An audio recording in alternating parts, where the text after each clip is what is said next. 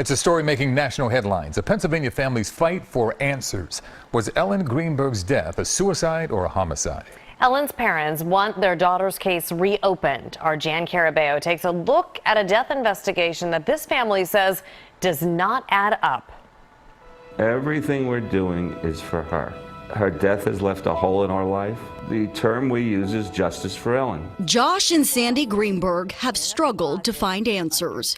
8 years ago, their daughter, Ellen Greenberg, was engaged. Her save-the-date invitations had just landed in people's mailboxes. We were planning a wedding. We had found her gown. She loved people. She loved life. But on January 26, 2011, the Greenbergs' joy was cut short. Ellen was found dead in her Manayunk apartment, stabbed 20 times. There was shock. There was surprise. But that was only the beginning. More surprise would follow for the Greenbergs. On scene in 2011, police treated Ellen's death as a suicide. But during the investigation, the Philadelphia Medical Examiner's Office would rule her death a homicide, only to switch that ruling later. We found out that the cause and manner of death was changed to suicide, which was, I thought, That makes sense to us. After years of trying to get someone to listen to their concerns, finally this month, Eyewitness News was there as the Greenbergs walked into the medical examiner's office in University City. They say they met with the chief medical examiner, who agreed to review their daughter's case. He listened to what we said. He listened to questions we had. Hopefully they will agree with what we have found, a preponderance of evidence showing that this was a homicide and not a suicide. Ellen's case has a long and controversial history. According to the medical examiner's investigation report back in 2011, Ellen came home from work as a first-grade teacher at Juniata Park Academy to her sixth-floor apartment at the Venice Lofts.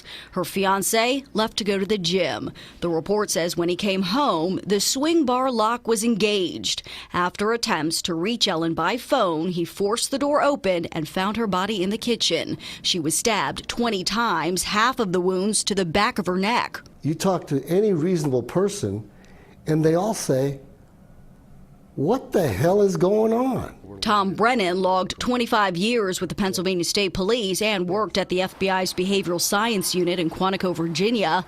Now retired, he has worked nearly 7 years pro bono with the Greenbergs investigating Ellen's death. I said, this is a homicide. But the medical examiner's report says there was no sign of a struggle. Nothing was obviously missing or disturbed. Only Ellen's DNA was found on the knife in her chest, and Ellen had no defense injuries to her hands or forearms.